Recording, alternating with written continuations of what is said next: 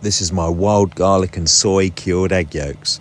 So I recently pickled some wild garlic in a mixture of soy, chili and shiitake mushrooms, and it's absolutely delicious. And this was it after about 3 weeks, and the smell is incredible. I've condensed the garlic all into one tub and I was left with this brine or liquor, so I thought, why not cure some egg yolks in there? So I've separated out 4 egg yolks, dropped them in there, and I've left them for about 3 days in the fridge for the soy, salt and sugar to do its thing and start to cure the egg yolks. And this was the result.